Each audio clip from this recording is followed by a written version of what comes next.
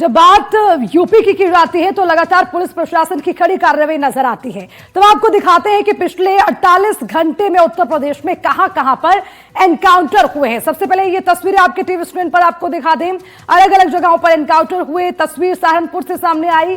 गाजियाबाद, बुलंदशहर, हरदोई, शामली, सुल्तानपुर, बलिया, मुजफ्फरनगर और जौनपुर मेरठ में एक के बाद एक एनकाउंटर पुलिस की ओर से किए गए हैं।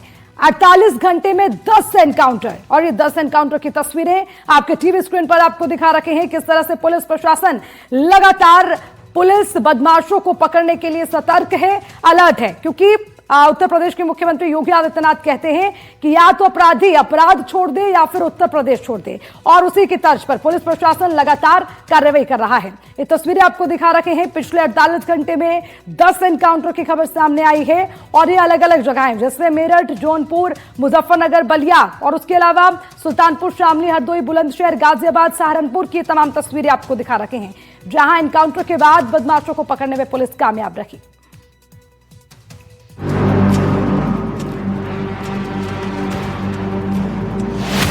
एक लाख का इनामी एनकाउंटर में ढेर।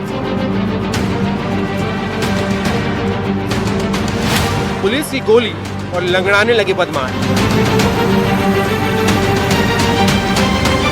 एसटीएफ का एक्शन, बदमाशों का बिगड़ा रिएक्शन। यूपी पुलिस का ऑपरेशन लंगड़ा, प्रहार तगड़ा। इन तस्वीरों को देखकर हर अपराधी की रूह कांप जाएगी। यूपी पुलिस पिछले काफी समय से फुल एक्शन मोड में है। ऑपरेशन लंगड़ा के तहत चुन चुनकर अपराधी और गैंगस्टरों को दबोचा जा रहा है। एनकाउंटर में गोली लगने से कई अपराधी लंगड़ा कर चलते दिखते हैं। अंत में उन्हें यूपी पुलिस के ही कंधों का सहारा लेना पड़ रहा है। इस तरह की तस्वीर से एक स्पष्ट संदेश जाता है, जितना भी बड़ा गैंगस्टर क्यों ना हो, यूपी पुलिस से कोई बच नहीं सकता।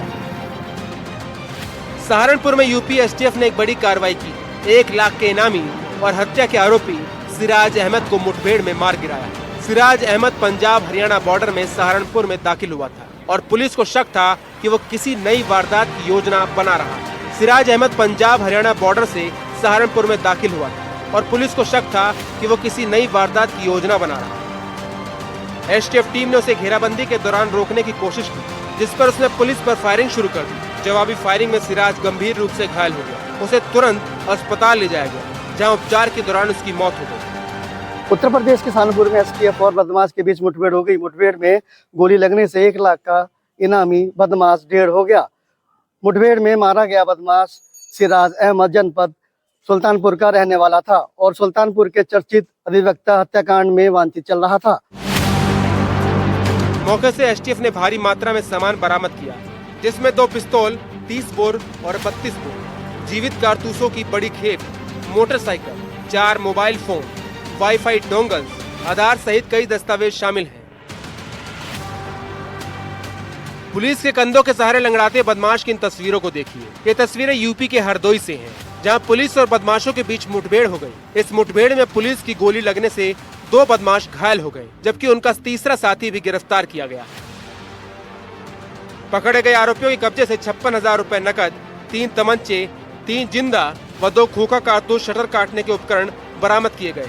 गिरफ्तार बदमाशों ने ही कई दुकानों में चोरी की घटनाओं को अंजाम देने की बात कबूल की। शामली में पुलिस और बिजली तार चोरी करने वाले गिरोह के बीच देर रात मुठभेड़ हो गई। इस दौरान पुलिस फायरिंग में 2 आरोपी घायल हो गए, जबकि कुल 4 आरोपियों को गिरफ्तार करने में पुलिस को सफलता मिली। पुलिस ने मौके से अवैध असला, चोरी का तांबा, बिजली की केबल और एक कार बरामद की। इनके कब्जे से छेनी, कटर, तांबे का तार और केबल काफी मात्रा में बरामद हुआ है। इसके अलावा इनके पास तमंचा, खोखा कारतूस, जिंदा कारतूस भी बरामद हुआ है।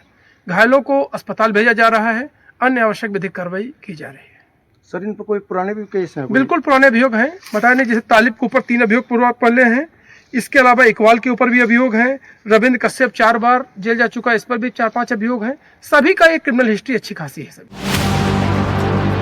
पुलिस ने आरोपियों के कब्जे से 2 तमंचे, 315 बोर, 2 खोखा, 3 जिंदा कारतूस, तार काटने के औजार, करीब 50 मीटर बिजली का केबल, 70 किलो तांबा और एक स्विफ्ट कार बरामद की। बुलंदशहर में 50,000 का इनामी बदमाश मारा गया है। बदमाश का नाम आजाद उर्फ पीटर था। इस एनकाउंटर में एक सिपाही भी घायल हो गया। आजाद के बाकी साथियों ने अंधेरे का फायदा उठाया और मौके से फरार हो गए। पुलिस अभी भी फरार आरोपियों की तलाश कर रही है। वहीं 50,000 के इनामी मृतक के पास से एक पिस्टल, जिंदा व खोखा कारतूस और बिना नंबर प्लेट के बाइक बरामद हुई। आजाद पर लूट, डकैती, चोरी और गैंगस्टर जैसे 47 गंभीर आपराधिक मामले दर्ज थे।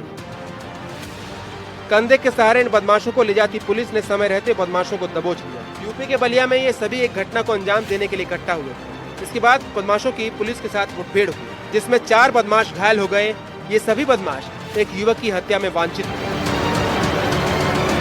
इनके द्वारा प्रयुक्त असलहा जो एक पिस्टल जो 7.82 है, साथ ही साथ एक खोखा कारतूस, 2 जिंदा कारतूस, 1.32 पिस्टल बरामद हुई है, साथ जिसमें 2 खोखा कारतूस, 1 जिंदा कारतूस और साथ ही 0.315 बोर तमंचा और इसके साथ में जिंदा और खोखा कारतूस बरामद हुआ है। आगे बढ़ते हैं और आपको अगली खबर बताते हैं हैदराबाद से, जहां एक तेज रफ्तार ट्रक अनियंत्रित होकर पलट गया। हादसे में एक मासूम की जान बाल बाल बच गई। क्या है पूरी खबर, जानिए 1 मिनट की हमारी इस रिपोर्ट में। एक जरा सी लापरवाही या मनमानी आपको कितनी भारी पड़ सकती है, ये इन तस्वीरों में साफ देखा जा सकता है।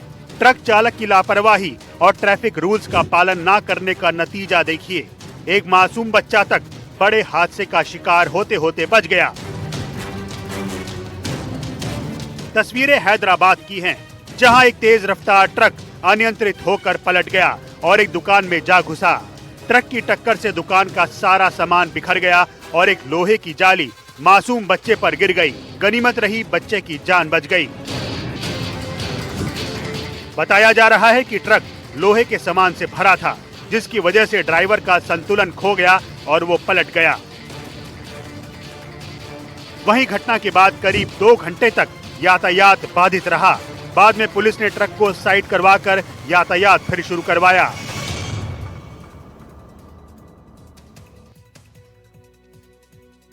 खबर महाराष्ट्र से है। महाराष्ट्र के नगर परिषद और नगर पंचायत चुनाव में जीत के बाद पुणे जिले के जेजूरी में जश्न के दौरान बड़ा हादसा हो गया। जेजूरी मंदिर की सीढ़ियों के पास विजय उत्साह में हल्दी कुमकुम उड़ाने और भंडारा चढ़ाने के दौरान आग लगने से कई लोग झुलस गए।